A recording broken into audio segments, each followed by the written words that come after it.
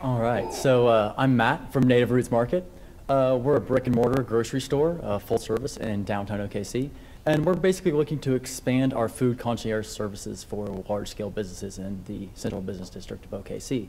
What we're basically aiming to do is to displace processed foods from the boardroom, break rooms, meetings, that kind of stuff, and fill in a gap that exists where you have smaller meetings, reoccurring meetings, 5, 10, 15 people, and they usually get something quick, something cheap, something that's not particularly healthy, and we would like to fill that gap for them.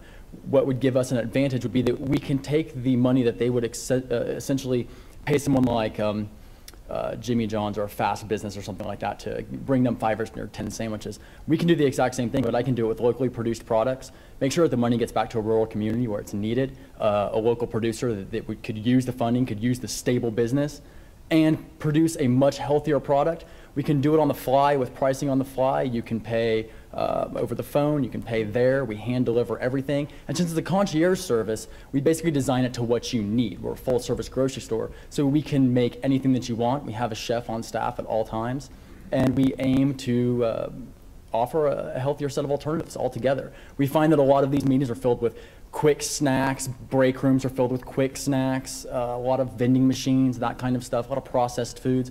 We have the ability to put locally produced veg and fruits into those boardrooms and essentially give them a healthier option and give the local producers a good source of funding.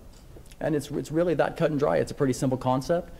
There's not a whole lot to it other than that. Simply getting the money where it needs to be and getting the right food to the right people when they need it, how they want it, and with as little work on their part as possible.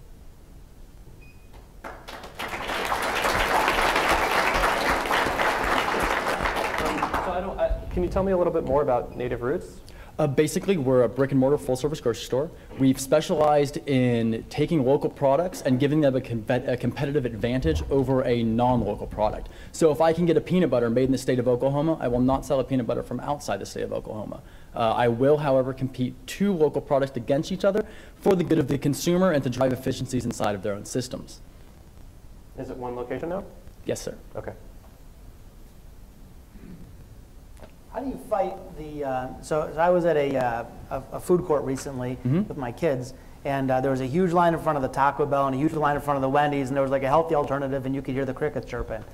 Yeah, I how do you believe fight people's, you know, I want the Krispy Kreme instead of the kale sandwich? Like, how do you fight that? Well, first off, you don't sell a kale sandwich. That's the first thing you do. One of the things that we use is a lot of the people who grow for us, we press them very hard to grow heirloom varieties. These heirlooms market themselves. They have beautiful textures, colors, flavors. They sell themselves as long as the people who are engaged in the product understand the backstories behind them. They create their own unique situations, and you're able to market them basically by word of mouth and right there. So you can get a Wendy's hamburger, sure, but I have a story where I can basically take a hamburger bun created by Prairie Thunder Bakery in downtown OKC. I can get a beef from Fairview raised by a guy named John with his daughter Chris. It's a Brahma cow, grass-fed. All of the grass comes from Oklahoma. He doesn't import grass from outside of Oklahoma at all. We can combine that then with the locally made mustard from the Green Country part near Tulsa, and we can create an entire product that's based almost entirely in Oklahoma with tomatoes and lettuce coming out of Moore and Norman.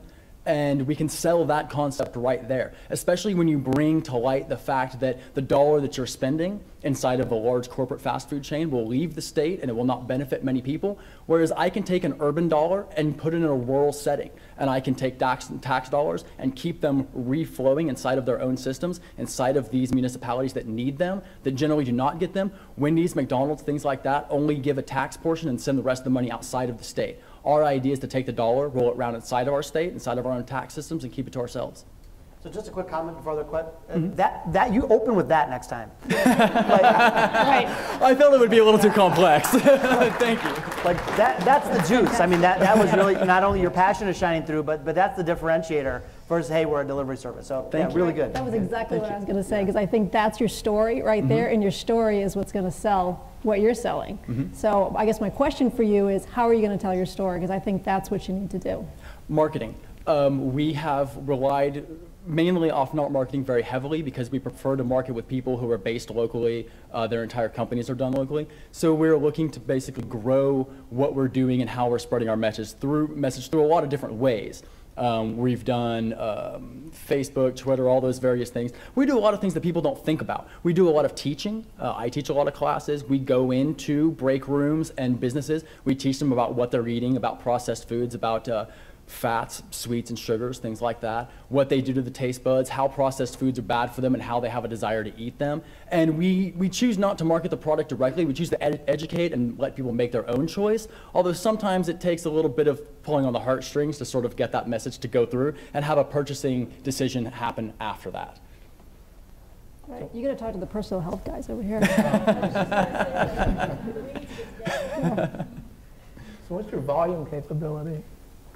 Very large. When I say very large, I mean we can do upwards, as long as you keep the group to 25 people and below, we could run about 5 to 6 groups a day.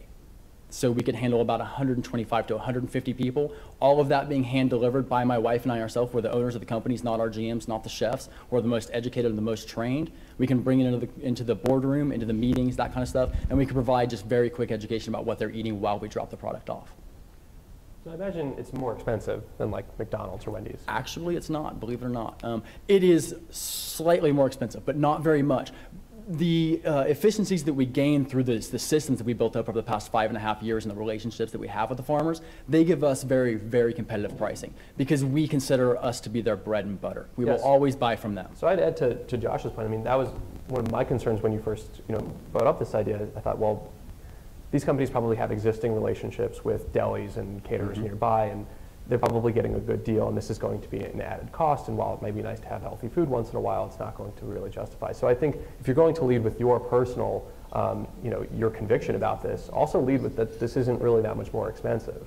Yeah, when we have really suppressed prices quite nicely through very, very long-standing relationships where we have helped people come in and find efficiencies inside of their own businesses. We've actually participated inside the Oklahoma, I forget what group sponsored it, but the Lean project. So we've actually gone through Lean systems manufacturing, believe it or not, for making sandwiches and unloading boxes. So we actually have our own in-house systems down to be about as efficient as they can get, which reduces costs significantly. Since when you're creating a food product, 30% is generally cost of goods, 70% is labor. We can reduce that labor cost drastically downwards where we can end up with a labor cost of about 40 to 50%.